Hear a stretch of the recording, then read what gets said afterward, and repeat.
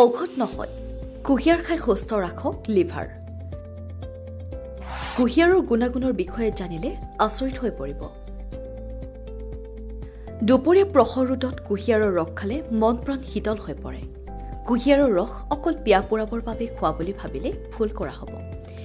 কুঁহিয়াৰ ৰসত প্ৰচুৰ পৰিমাণে এণ্টি অক্সিডেণ্ট থাকে। এইবিধ উপাদানে শৰীৰৰ পৰা দূষিত পদাৰ্থসমূহ বাহিৰলৈ উলিয়াই দিয়াত সহায় কৰে। কুঁহিয়াৰৰ ৰসৰ পৰা বহু উপকাৰ পোৱা যায়। উল্লেখ কৰা হ'ল কুঁহিয়াৰৰ ৰসৰ পৰা পাব পৰা উপকাৰিতাসমূহ।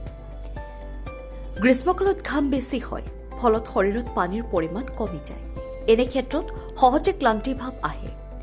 এনে সময়ত কুঁহিয়াৰৰ ৰস পান কৰিলে শৰীৰে কাৰ্বহাইড্ৰেট লাভ কৰে, ফলত শক্তি বাঢ়ে। যকৃত বা লিভাৰ ভালে ৰাখিবলৈ আৰু ইয়াৰ কাৰ্যক্ষমতা বৃদ্ধি কৰাৰ ক্ষেত্ৰত কুঁহিয়াৰৰ ৰস অতি উপকাৰী। জণ্ডিছ ৰোগীৰ ক্ষেত্ৰত কুঁহিয়াৰৰ ৰস প্ৰচলিত পথ্য। প্ৰস্ৰাৱৰ সংক্ৰমণজনিত সমস্যাত ভুগিলে কুঁহিয়াৰৰ ৰস খাব পাৰে। ছালৰ উজ্জ্বলতা বৃদ্ধি আৰু চুলি ভালে ৰখাৰ ক্ষেত্ৰত কুঁহিয়াৰৰ ৰসৰ কাৰ্যকাৰিতা উল্লেখনীয়। কুঁহিয়াৰৰ ৰসত থাকে আলফা হাইড্ৰক্সি এচিড। এইবিধ উপাদানে শালমনৰ সমস্যা দূৰ কৰে আৰু উফি নাইকিয়া কৰে। কুঁহিয়াৰৰ ৰসত প্ৰচুৰ পৰিমাণে ফাইবাৰ থকা বাবে ই কোষ্ঠকাঠিন্য সমস্যাৰ পৰা মুক্তি দিয়াত সহায় কৰে। তদুপৰি কলেষ্টৰেলো নিয়ন্ত্ৰণত ৰাখে। কুঁহিয়াৰৰ ৰসত থকা প্ৰচুৰ পৰিমাণে এণ্টি অক্সিডেণ্ট দেহত ৰোগ প্ৰতিৰোধ ক্ষমতা বৃদ্ধিত সহায় কৰে। গ্ৰীষ্মকালত কুঁহিয়াৰৰ ৰস পান কৰিলে শৰীৰ ঠাণ্ডা হয় আৰু ভাইৰাছ তথা বেক্টেৰিয়াৰ সংক্ৰমণৰ আশংকা হ্ৰাস পায়।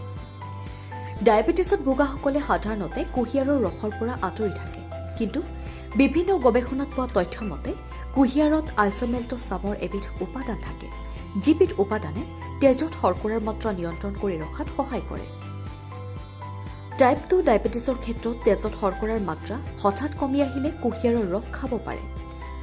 হাইপ'গ্লাইচেমিয়াত আক্ৰান্তসকলৰ বাবেও কুঁহিয়াৰৰ ৰস অত্যন্ত উপকাৰী। অৱশ্যে এনে লোকসকলে কিমান পৰিমাণৰ কুঁহিয়াৰৰ ৰস খাব লাগে সেই বিষয়ে চিকিৎসকৰ পৰা পৰামৰ্শ গ্ৰহণ কৰা উচিত। News desk report, NDTV।